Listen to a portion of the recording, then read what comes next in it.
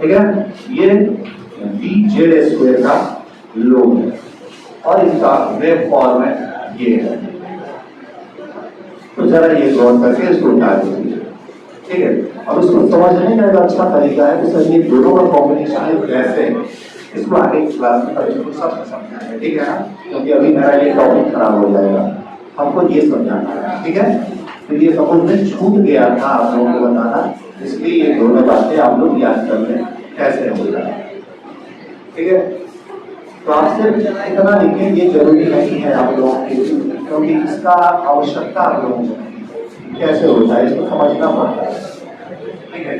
फिलहाल exam point of view से standard में आप लोगों को ये याद रखना स्क्वायर में लोग जेड के एक्सिस पे होता है और एक सर्कल दो बन जाते हैं। क्यों, ये क्या है, ये सारी बातें कभी मुझे फुर्सत में समझाएंगे।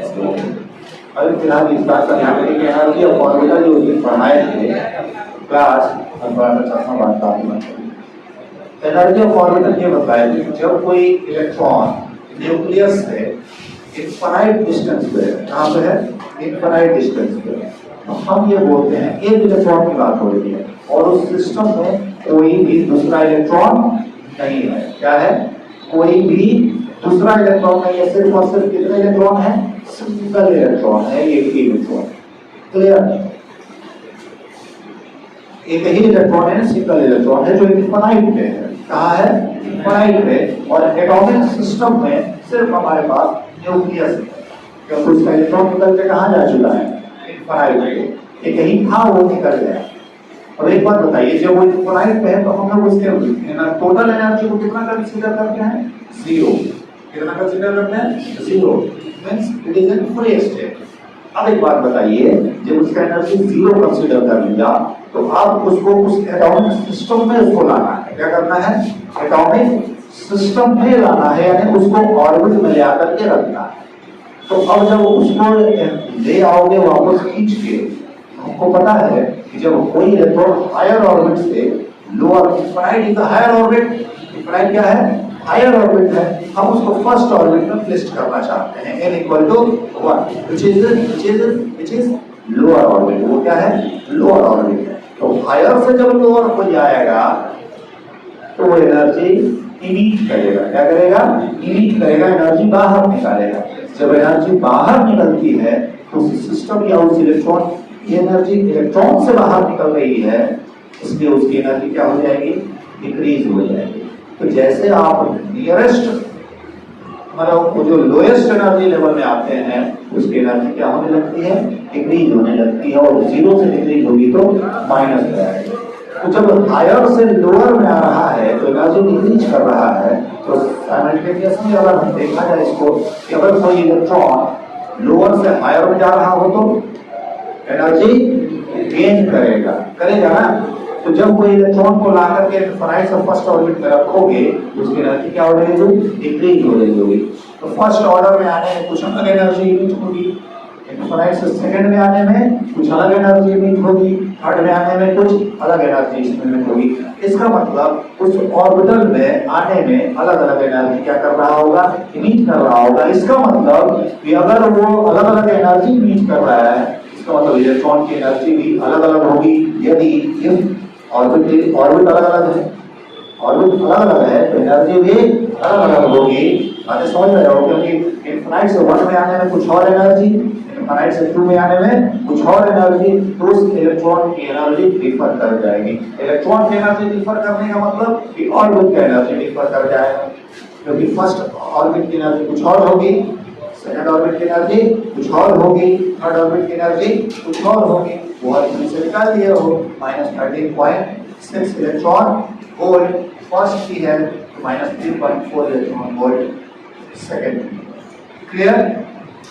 तो इस प्रकार अगर हम लोग देखें तो एनर्जी में चेंज होता है, और यही जो एनर्जी का चेंज है, डिफरेंट ऑर्बिट का एनर्जी डिफरेंट होता है।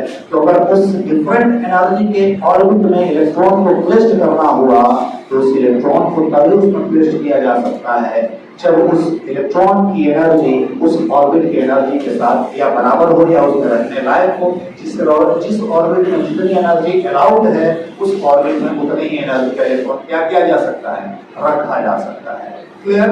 तो यही बात है कि एनर्जी ऑफ ऑर्बिट ये था। तो अगर एक सिंगल इलेक्ट्रॉनिक सिस्टम है तो हमारे पास ऑर्बिट 1, ऑर्बिट 2, ऑर्बिट 3, इस प्रकार ऑर्बिट आगे बढ़ते जाते हैं। तो अगर हम बात करें कि ऑर्बिट नंबर 1 इसकी एनर्जी कुछ और होगी, ऑर्बिट नंबर 2 इसकी एनर्जी कुछ और होगी, ऑर्बिट नंबर 3 इसकी एनर्जी कुछ और होगी, ऑर्बिट नंबर 4 इसकी एनर्जी कुछ और होगी और आगे बढ़ते जाएंगे तो एनर्जी और होती चली जाएगी।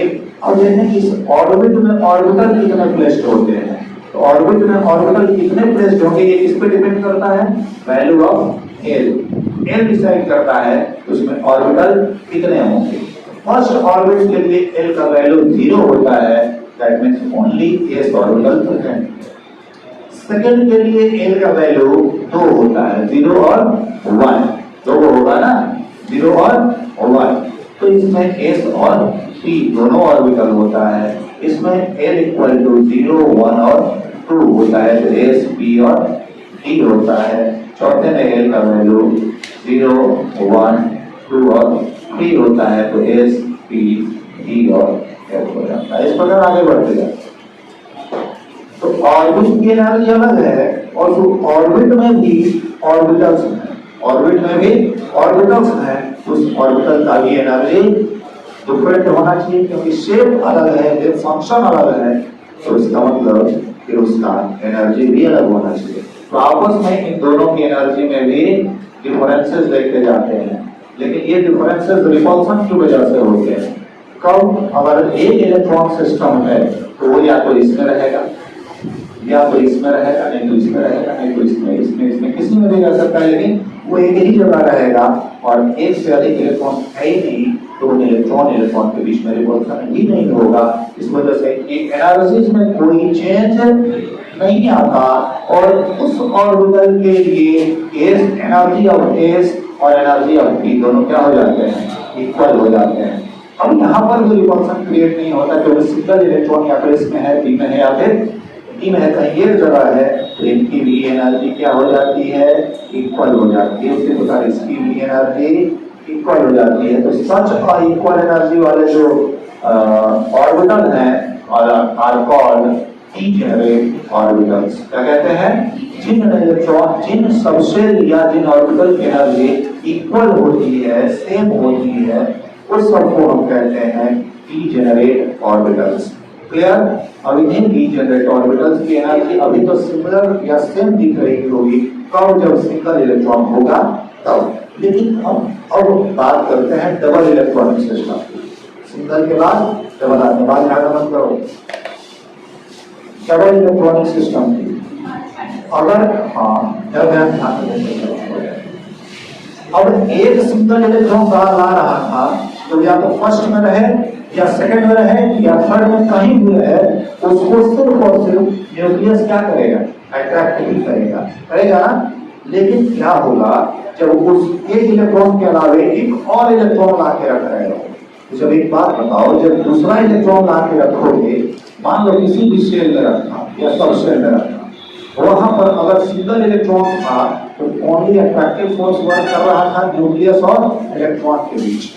जब एक और इलेक्ट्रॉन आ गया तो न्यूक्लियस को एक इलेक्ट्रॉन के साथ दूसरे इलेक्ट्रॉन को भी क्या करना पड़ रहा है, अट्रैक्ट करना पड़ता है। लेकिन अब जो दूसरा इलेक्ट्रॉन आया है वो पहले इलेक्ट्रॉन को रिपेल करेगा, क्योंकि अब सेम सिस्टम में एक और नेगेटिव चार्ज इंक्रीज हो गया है, इलेक्ट्रॉन इंक्रीज हो गया है और हम जानते हैं same charge repel each other, यानी अब यहाँ पर रिपल्सन बढ़ जाएगा। और जब रिपल्सन स्टार्ट हो गया इलेक्ट्रॉन के बीच में, ये जो एनर्जी जो सेम रह रही है, क्या हो रही है, सेम रह रही है सिंगल इलेक्ट्रॉनिक सिस्टम में, अब यहाँ पर ये सेम नहीं होगा। क्योंकि सेम नहीं होने का कारण ये है कि रिपल्सन बढ़ जाएगा। जब रिपल्सन बढ़ेगा तो एनर्जी चेंज होने लगेगी, और जब चेंज होने लगेगी तो अब डिपेंड करेगा कि इलेक्ट्रॉन किस में आएगा, इलेक्ट्रॉन किस में रहेगा। क्लियर? वहां पर सबकी एनर्जी अब चेंज नहीं होगी, इनकी एनर्जी का ऑर्डर बदलेगा, और किस ऑर्डर में बदल जाएगा और कैसे हम इलेक्ट्रॉन फील करेंगे, कब?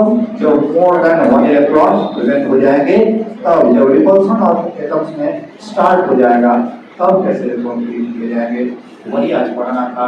That is called aufbau principle. Clear? लिखो हाफ बाउ प्रिंसिपल, ठीक है ना? Aufbau principle, AUFBAU, AUFBAU,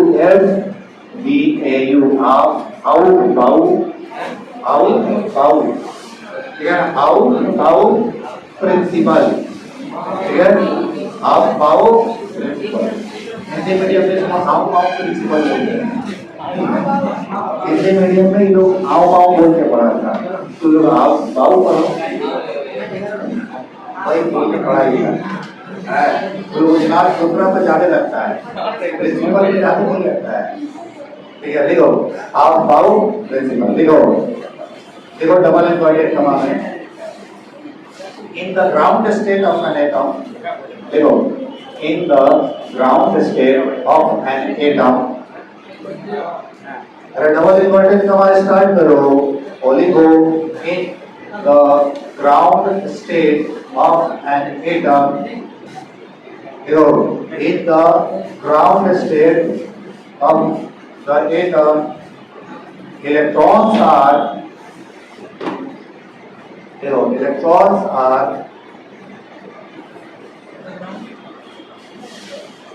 electrons are filled in the orbitals. Electrons are filled in the orbitals,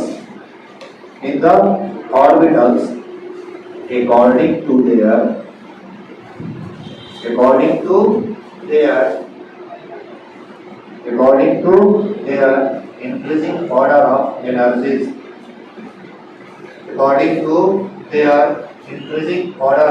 energies, ठीक है ना? यानी उनके ऑर्बिटल के जो एनर्जी ऑर्डर है उनके इंक्रीजिंग ऑर्डर में बढ़ जाएंगे। जैसे जैसे ऑर्बिटल की एनर्जी बढ़ती जाएगी वैसे वैसे इलेक्ट्रॉन भरते जाएंगे। यानी इसका ये मतलब सबसे लोअर एनर्जी वाला ऑर्बिटल पहले भरेगा, उसके बाद उससे बड़ा वाला, उसके बाद उससे बड़ा एनर्जी बढ़ते जाएगी और ऑर्बिटल घटते जाएंगे। एक बात बताइए, हम डिसाइड कैसे करेंगे किस ऑर्बिटल का एनर्जी बड़ा है और किस ऑर्बिटल का एनर्जी छोटा है? क्लियर? देखिए नीचे लिखो नोट करके नीचे नोट ही डाल दो, इसको लिखो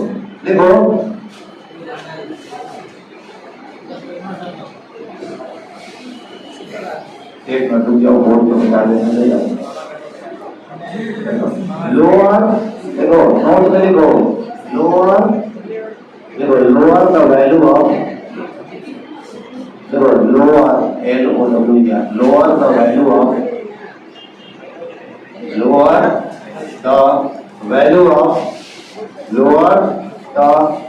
of n plus L, lower the value of n plus L,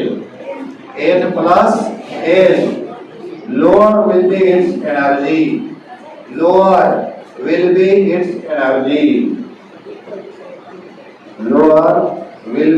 its energy, ठीक है ना? उसी में लिखो if the value of n plus L is same for, if the value of n plus L is same for two or more than two orbitals,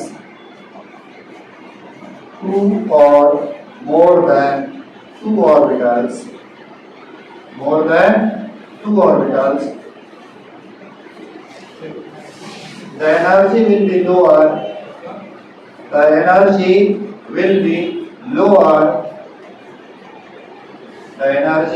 will be lower, for which for which the value of n is low. The value of n is lower. The value of the value of n is lower. ठीक है ना? मतलब क्या मतलब समझ लीजिए। कहता है कि हम लोग डिसाइड कैसे करेंगे तो इसकी एनर्जी कम है, इसकी एनर्जी ज्यादा है, तो उसके लिए हमें n प्लस l को फाइंड आउट करना है। ठीक है ना? n प्लस l का वैल्यू निकालना है। सुनो ध्यान से, जिसका वैल्यू है, जिसके लिए n प्लस l का वैल्यू कम होगा उसकी एनर्जी कम हो जाएगी। और मान लो किसी दो सबसेट के लिए n प्लस l का वैल्यू क्या हो जाए, सेम हो जाए, बराबर हो जाए, फिर कैसे डिसाइड होगा कि किसकी एनर्जी ज्यादा और किसकी एनर्जी कम होगी? क्योंकि दोनों की एनर्जी क्या हो जानी चाहिए, बराबर हो जानी चाहिए। लेकिन उसके लिए कंडीशन ये कहता है कि जिसके लिए n का वैल्यू कम है उसका एनर्जी कम होगा। कम जब n प्लस l का वैल्यू दो के लिए मैच कर जाए तब। और कैसे, तो जरा देखते हैं आप पावर प्रिंसिपल कैसे होता है। तो कहता है कि n यहाँ लिख दो, यहाँ क्या लिखो, l लिखो, और यहाँ पर n प्लस l लिखो। ठीक है? देखो n इक्वल टू हमने लिखा लिया 1, n इक्वल टू 1। चलिए आओ बाहर क्लास खोला है। n plus l equal to 1। एक बार बताइए, बहुत खड़े हो गए आप नहीं कर बगल में, अरे खड़े हो गए। l का वैल्यू कहां से कहां तक होगा?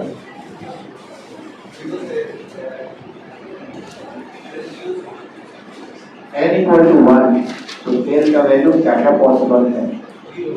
0 और 1 भी पॉसिबल है, उसके बाद भी पॉसिबल है, माइनस में पॉसिबल है ना। तो यहाँ क्या l का वैल्यू क्या क्या लिखे बताइए? तो है 0 और भी कुछ तो सिर्फ 0। बहुत अच्छा। n प्लस l बताइए। अच्छा एक बात बताइए, n प्लस l का वैल्यू बताइए कितना होगा? 1, यानी 1 प्लस 0 इक्वल टू 1। बहुत अच्छा। जब n इक्वल टू 0 होता है तो किस सबसेट को ये डिनोट करता है? s को, s सबसेट। यानी ये फर्स्ट ऑर्बिट का s ऑर्बिटल है, यानी से 1s खड़े रहिए, n इक्वल टू 2। एक बात बताइए, इसमें कहां कहां के कौन कौन से l के वैल्यू पॉसिबल होंगे? 0 और 1। चलिए मान लो हम 0 होता है तो कौन सा सबसेट होता है? आप लोग हटा के बोलो ना, और इलेक्ट्रॉनिक को क्या कराते हैं, थोड़ा हम इसका डिग्री किया है, उसके बाद मुझे पूछते हैं क्या क्या होता है। s और 1 होता है तो p होता है ना। बहुत अच्छा। इसके लिए n प्लस l का वैल्यू बताओ। तो इसके लिए n प्लस l का वैल्यू बताओ। बहुत अच्छा। तो यहाँ पर यहाँ लिखते हैं 2s और यहाँ क्या लिखते हैं? 2 का p ऑर्बिटल। चलिए एक बात बताइए, n इक्वल टू 3। ठीक है? चलिए मान भाव इसके लिए l का वैल्यू क्या क्या पॉसिबल है? 0, 1 और 2। बहुत अच्छा। 1, 0, 1, 2। एक बार बताइए, 0 तो कौन सा ऑर्बिटल? 1 तो 3, 2 तो 2। बहुत अच्छा। एक बार बताइए, इसके लिए x प्लस l क्या होता है? इसके लिए 3, इसके लिए 4, इसके लिए 5। इसको लिख सकते हैं क्या?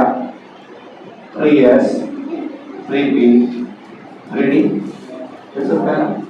और फिलहाल यहाँ जो बोर्ड खत्म हो गया मेरे लिए, तो आगे हम आपसे पूछेंगे, but increasing order of decide करना है किसका? ऑर्बिटल का। तो कैसे डिसाइड होता है? n प्लस l के वैल्यू से।